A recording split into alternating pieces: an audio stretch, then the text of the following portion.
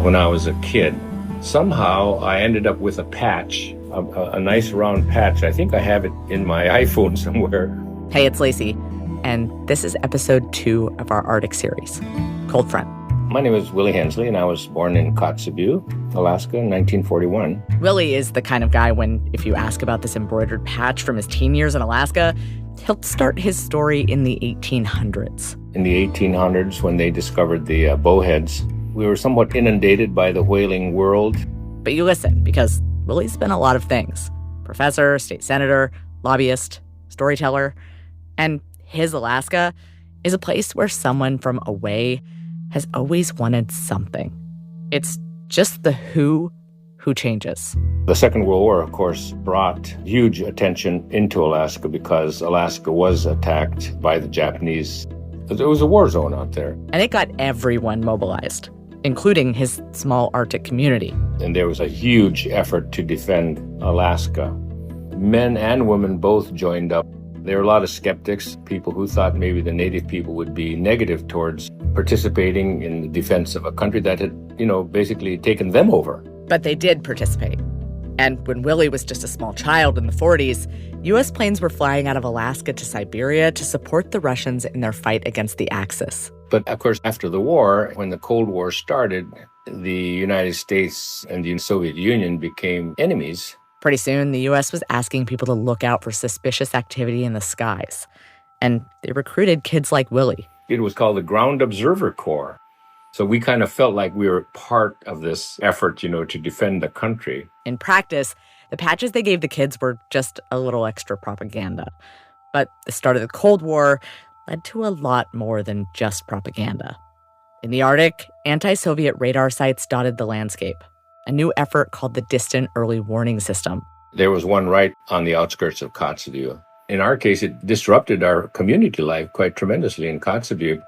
There was a little bit of warfare between the local men and the GIs. But eventually that system actually became the backbone of a telephone system when it was sold to RCA.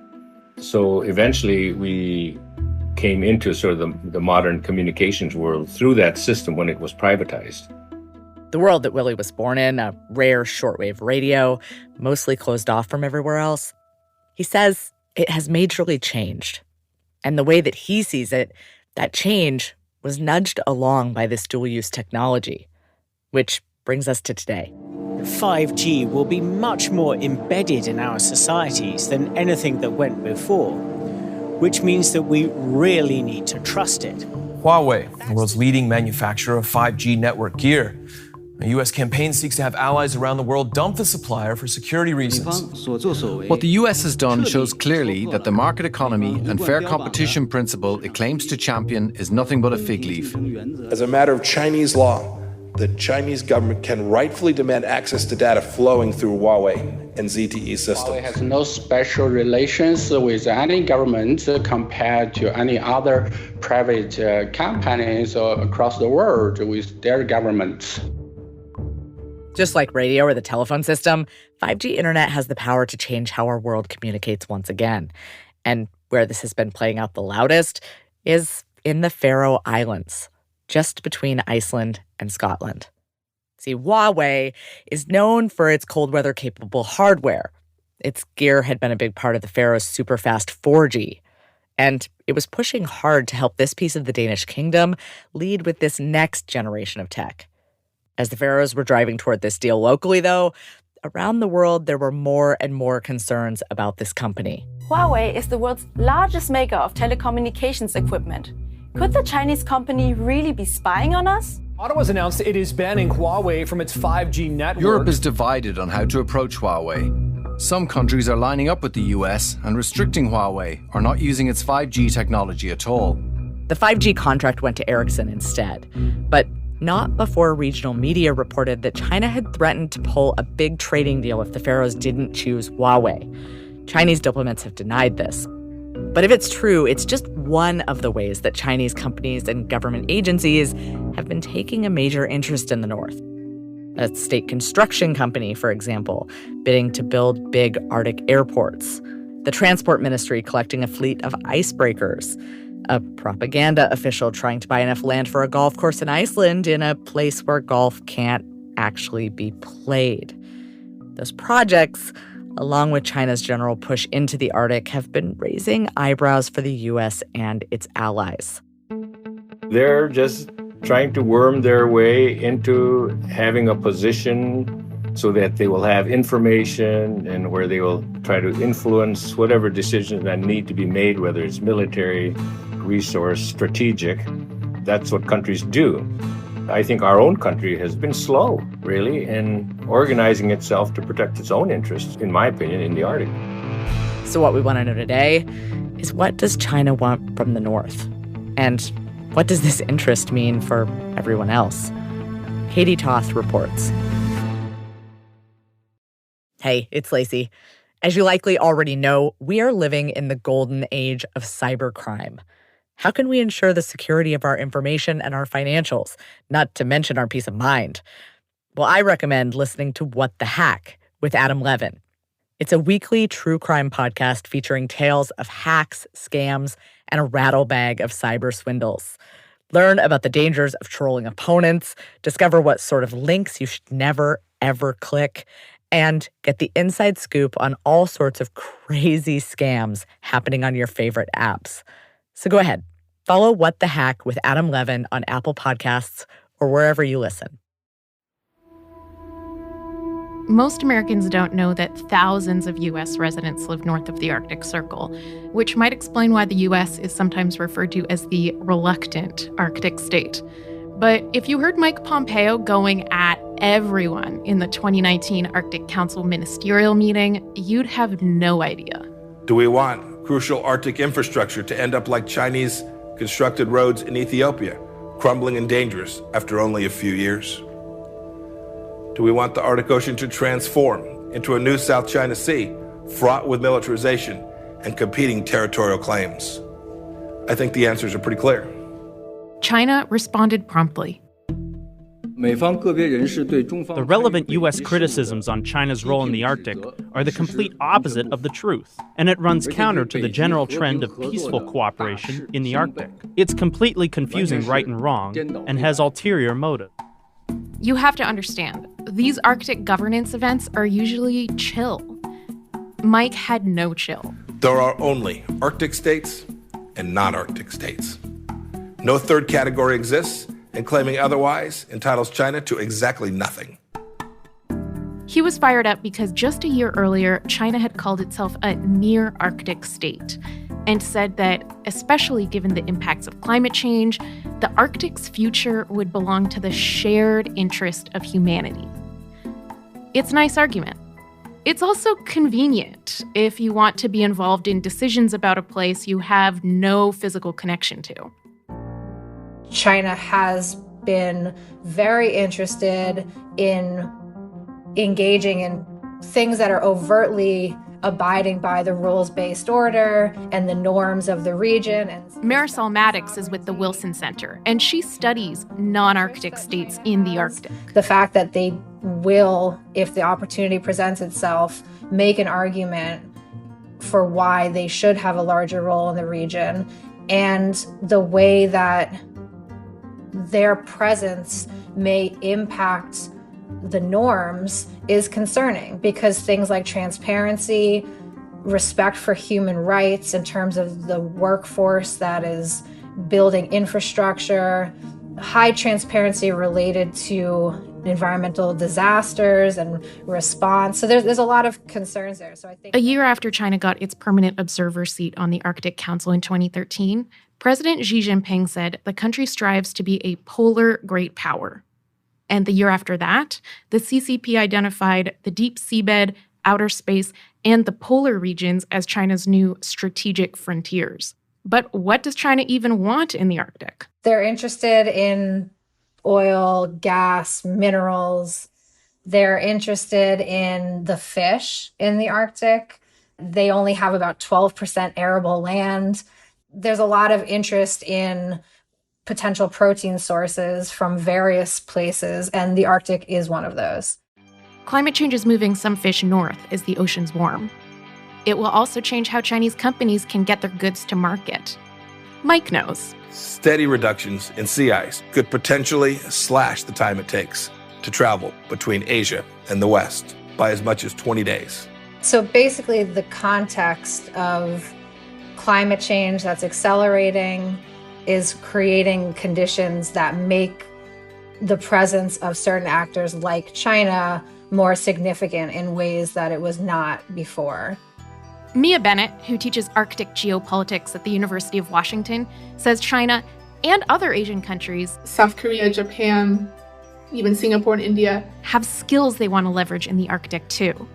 Quite vibrant shipbuilding industries, interest in climate change research, interest in becoming global scientific powers.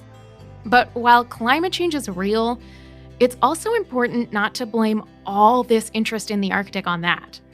After all, the world has been eyeing Arctic resources for centuries. I think even Arctic officials are kind of guilty of this discourse where they'll say, oh, the Arctic is this whole new frontier, never been explored before, developed before.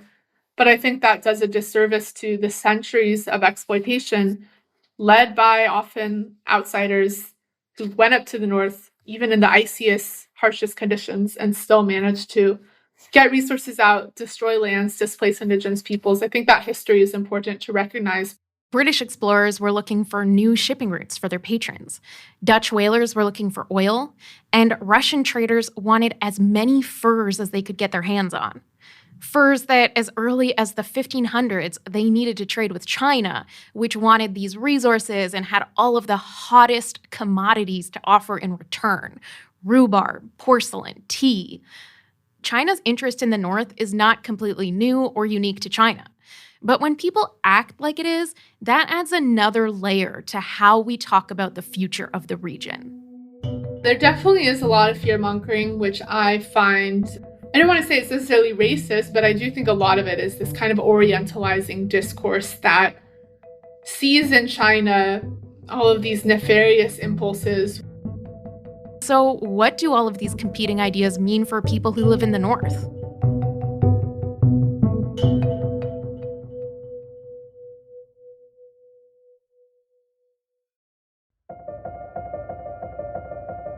The U.S. should buy Greenland. That was the argument that U.S. officials presented to the island's colonizer, Denmark, in 1946. World War II had just finished. The U.S. had commandeered Greenland during the war while Denmark was occupied by Nazis. And now America didn't want to let go. Greenlanders didn't really get a say in this chat. The Danes declined the offer, but they did agree to let the U.S. keep a military presence there. I have no idea how much of this was on President Donald Trump's mind when he said the U.S. should buy Greenland again. I think it's a good idea because Denmark is losing $700 million a year with it. It doesn't do them any good.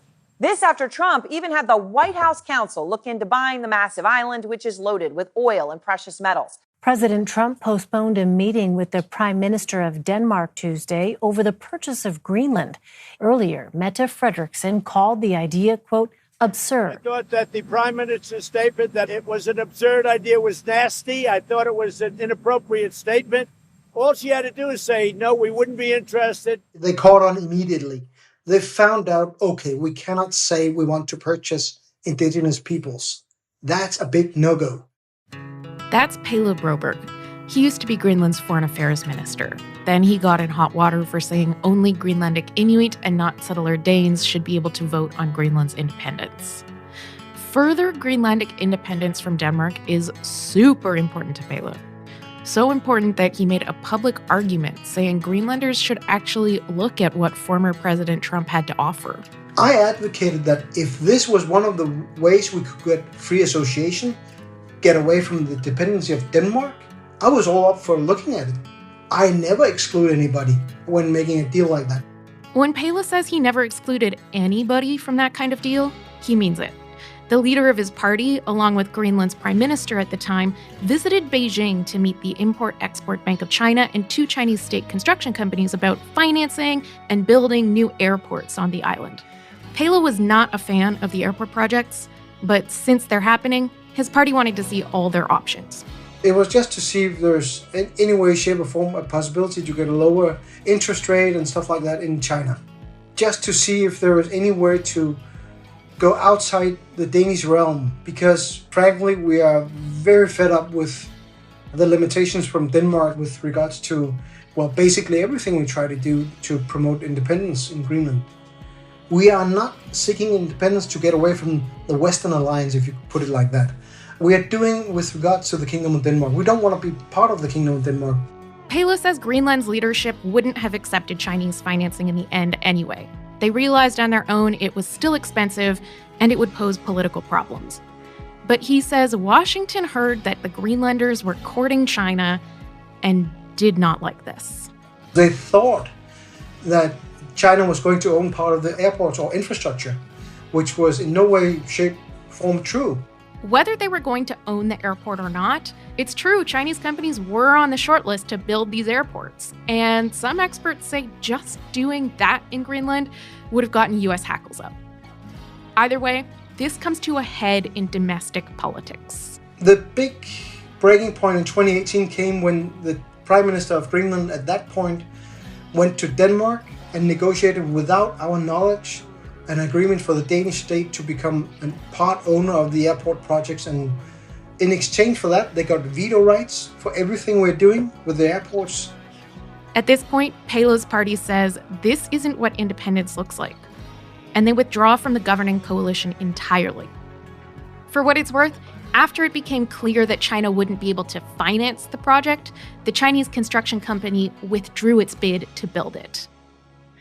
I wanted to better understand this from another Greenlander, so I talked to Aaja Larsen about this. I caught her at an Arctic conference in Norway called Arctic Frontiers. She represents Greenlandic interests in Denmark's parliament. And I'm also chair of Arctic Parliamentarians.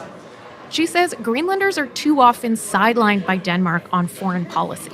I think it's important to have the dialogue with Greenland and to respect Greenland, that we might have a different perspective instead of just saying very clearly you can't collaborate with China like they're a parent and we're the child. I think those days are over. Foreign affairs and defense issues is something that Denmark is responsible for, and they're not always sharing all the information that is necessary to take a good decision for Greenland with my Greenlandic colleagues. Greenland's autonomy from Denmark has been hard-won over the years. Aaja says when it comes to fully cutting ties, though, Greenland is in a tricky position. I don't think it's going to happen in the near future that we're going to be independent. Otherwise, I think there will be great powers that would be interested in taking over. See, Greenland is incredibly strategic for the United States. It's home to an active U.S. airbase and old Cold War projects that still have to be cleaned up.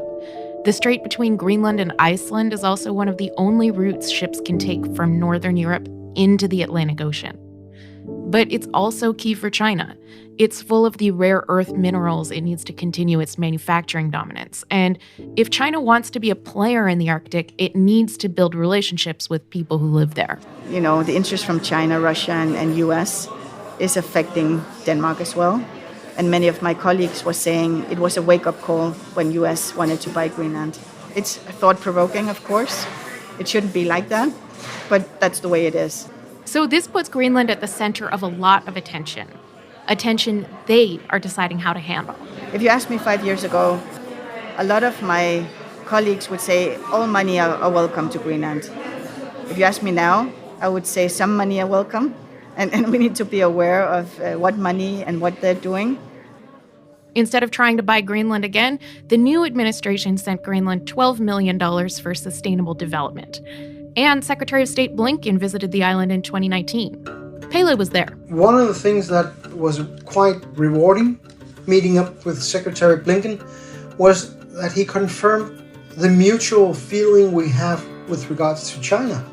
It's a complicated partnership. It might be that we are not interested in having them in our security infrastructure, but we want them as a trading partner. Pele wants to sell Arctic prawns and invite scientific research, not give away state secrets. We have the same approach in general to a lot of the issues, and that has nothing to placate the United States. It's just common sense. China is a very, very big economy. This economic power, it's the main tool China's been using to develop its influence in the region. But over the past decade or so, it's become a tougher road to hoe. We actually are very critical of foreign investments as it is. And that has something to do with the colonization of Greenland, because we have been colonized by Denmark, by the western part of Europe, and we are trying to figure out how to do it ourselves most of the time. Last year, Greenlanders banned uranium mining. This stopped one of the island's biggest extraction projects, which had been partly owned by a Chinese company.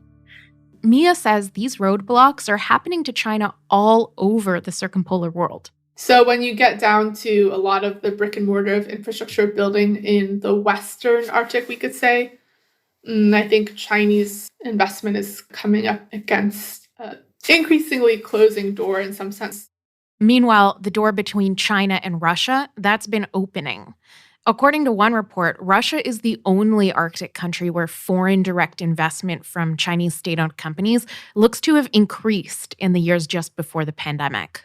I think the landmark investment is the Yamal liquefied natural gas project in the Russian Arctic, which is now pumping out some 5% of the world's liquefied natural gas, and which is also a project that's come on stream in the past 5 years or so, so after Crimea was annexed, meaning that a lot of the sanctions prohibited American and European investment. So China's been a real game changer in making that project feasible. But there are places where Russia does not want this bromance to go. We have seen real hesitance with Russia's engagement with China in the Arctic in a military sense, where they have historically been much more interested in the economic relationship. They have not wanted to do an actual military exercise with China in the Arctic, which China wants because they want to gain the operational experience. China would love to get a submarine up into the Arctic for their second strike capability. Especially with the war in Ukraine, China's ability to bankroll Russia has only become more important. But these two have a complex relationship. In 2020, Russia arrested the head of the Arctic Civic Academy of Sciences in St. Petersburg on the charge of passing China classified information. It's really more about this opportunistic kind of relationship. They both want to see a weaker United States, a weaker West, and so they are coming together to try to challenge that. And so it's not a relationship that has long-term viability, especially if China is growing and growing and Russia is diminishing more. However, China has gained some leverage recently. This is where the war in Ukraine and subsequent sanctions and capital flight provides an opportunity for China to come in and potentially play a larger role of significance for Russia in their ability to realize the economic potential of the Russian Arctic. And they can leverage that in order to gain concessions from Russia that Russia was previously not comfortable with. The war might have provided China with a unique opportunity, but this is also a state that has been thinking long term. Let me take you to Chukchayaktuk. It's a cozy community on the shore of the Beaufort Sea. It has 2 grocery stores and 1 gravel highway that gets you in or out. Back in 1999, that road hadn't been built yet. Instead, this 1,000-person community on the edge of Canada got a major visit via the Arctic Ocean. Totally out of the blue, a Chinese research ship shows up at the shore. The Coast Guard didn't know the ship was there. The Canadian Forces didn't know the ship was there. The RCMP didn't know the ship was there. Retired Army Colonel Pierre LeBlanc remembers learning about this from his office. He was in Yellowknife at the time, running Canada's military in the north. As far as I know, the only Canadian government department that was aware of the presence of that vessel was the ice service, because they were providing the ship with ice maps. He was frustrated, but not surprised. Just a year before, he'd been at a big meeting where military and government folks gamed out scenarios like, how would Canada react if ships from another country were stealing freshwater from the Arctic? And the question at the time was, would we know that it's taking place? The answer was no. The other question was, if we knew it was taking place, what could we do about it? And the answer was not much. In those days, we didn't have any assets to go after that vessel. Colonel LeBlanc says that's better now. But this surprise visit, It's part of a decades-long story of China taking the Arctic very seriously while the West was sort of unprepared. And I'd suggest that's part of a longer history of Western powers taking this region and the people there for granted. A long line of extraction that's been well documented but continues today. Whether that's Canada failing to make sure people across the North can get decent internet service, or the US Department of Defense switching a service contract on Thule Air Base to a Danish-American company and costing a lot of Greenlanders their jobs.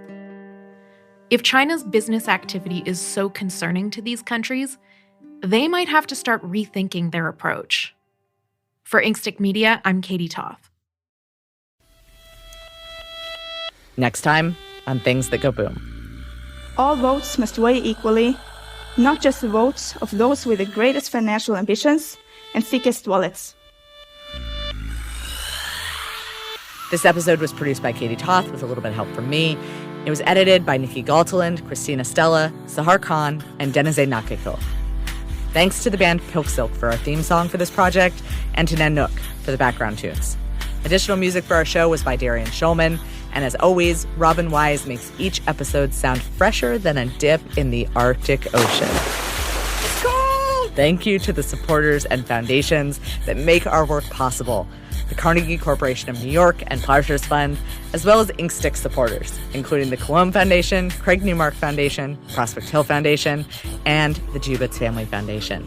Thanks also to the Royal Norwegian Embassy for providing support for our trip to Arctic frontiers. If you're listening and you like what we do, please don't forget to head on over and leave us a review. And come visit us anytime on social at Inkstick Media. We'll see you right back here with the next episode in our bonus season, Cold Front, in 2 weeks.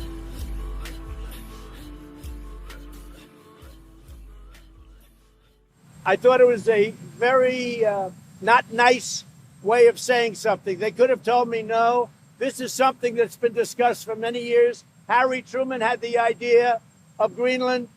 I had the idea. Other people have had the idea. It goes back into the early 1900s. But Harry Truman very strongly thought it was a good idea.